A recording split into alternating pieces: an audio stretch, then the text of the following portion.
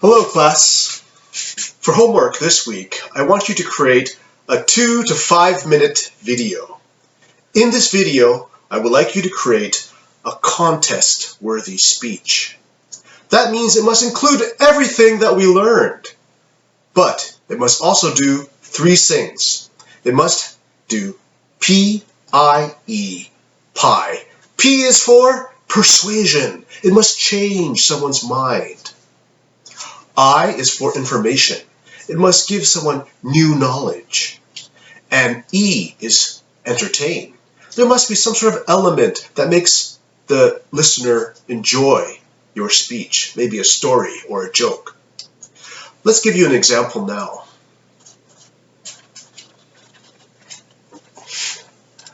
Look at these. They are deadly weapons. And with these, I will kill the Japanese. Those were the words of my old grandfather when I was only 6 years old. He whispered them in the dark. Dear judges, chair people, and honorable guests, my name is Jeremy, and today we're going to talk about how racism is learned. Today we're going to talk about how hate is learned. And today, after this speech, we will understand why it is so important that we learn to meet people face to face and never judge by race. I wish you could meet my grandfather. He's an old man, balding with dark wrinkled skin.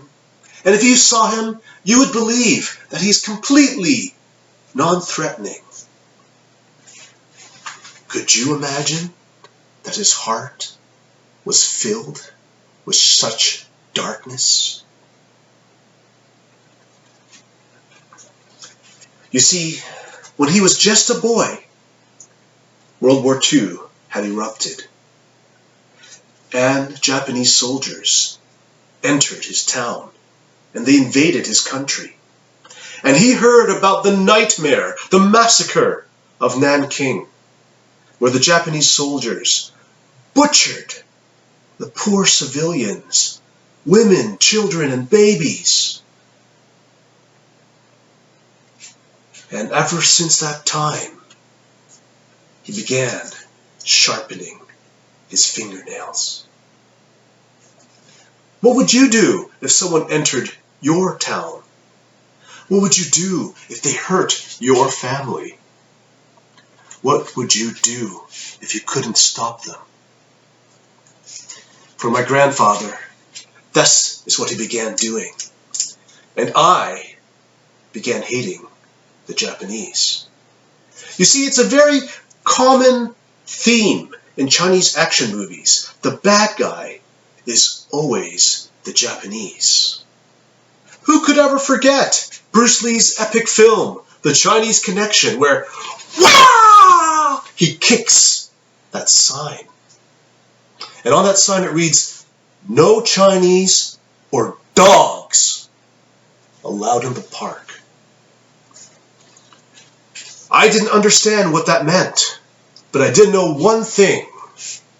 The Japanese are the bad guys. The Japanese are the evil ones. The Japanese are the ugly ones. And that hatred stayed in my heart since I was a young boy, until I met a woman. A young woman who was beautiful. A young woman who was kind. A young woman who was Japanese. You see, Tomoko didn't care about our past. She didn't care about our history. She didn't care about this heritage. She just wanted to know me. She just wanted to marry me. Have you ever met someone who changed your mind? That changed your belief? Have you ever met someone face to face that changed you who you are? I thought all of that hatred was behind me until we went to our honeymoon in Japan. And there, I learned that racism is still alive and well. And it wasn't gone from my heart. Because there were people like Tomoko's sister. She believed that all of the crime in Japan came from Chinese people. She believed that one day China will become so powerful that it will invade Japan. And so she hates Chinese people. And so I began to feel hate too. Have you ever reacted to someone else's ideas? We then went to Tomoko's grandfather's house. He had died many years ago, and we were there to clean up the place. As we went through all of the dust and all of that stale air, we came upon these old books. They were books of when he was a soldier. They were books of when he went to war. There were books and journals about his time in China. My heart started pumping, and I thought to myself, maybe I should leave. Have you ever been so anxious and worried that you might say something or do something violent?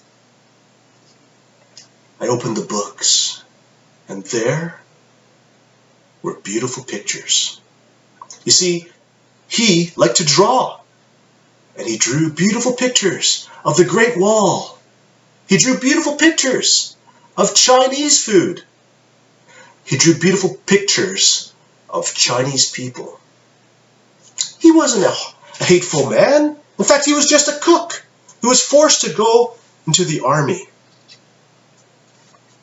It was then I realized that my grandfather wanted to stick his fingers and hurt this innocent man.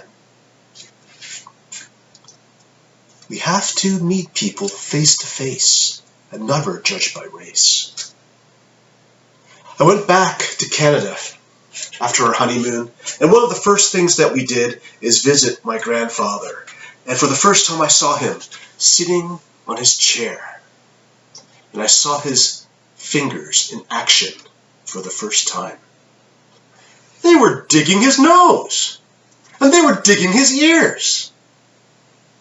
And that's when I realized that my racism were just like these terrible fingernails. Just like these fingernails. They were petty, they were weak, and they were dirty. Just like these fingernails, they would bend to fear. Just like this weak pinky finger. They could never stand on their own, but needed support, the ideas of other people. Just like these fingernails. They were only good for dirty, ugly things. In conclusion, we have to meet people face to face and never judge by race. If we succumb to racism, that is when we reduce people into objects. With this weak thinking, we can hurt them. This is so important today because of the COVID-19 crisis. People are afraid and they're looking for someone to blame.